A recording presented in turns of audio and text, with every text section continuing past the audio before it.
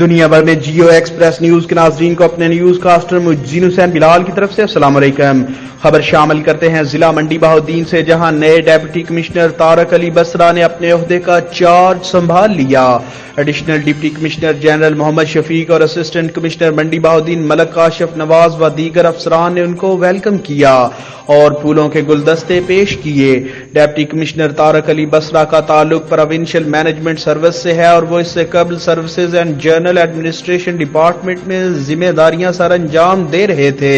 Additional deputy commissioner revenue ملک غضنفر علی اوان نے افسران کا تعارف کروایا۔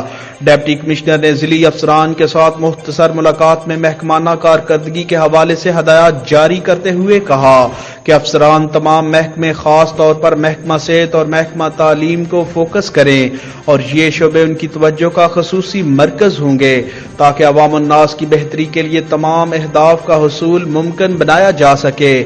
انہوں نے کہا کہ سرکاری افسران کی بنیادی ذمہ داری عوام کے مسائل کا فوری حل اور ان کی مشکلات میں کمی لانا ہے، جس کے لیے تمام دستیاب وسائل بروئے کار لائے جائیں گے۔ ڈپٹی کمشنر طارق علی بسرا نے کہا کہ منڈی بہاؤالدین کو ایک ماڈل ضلع بنانے کی بھرپور کوشش کی جائے گی، جس کے لیے تمام افسران کے ساتھ ساتھ عوام کا تعاون بھی از حد ضروری ہے۔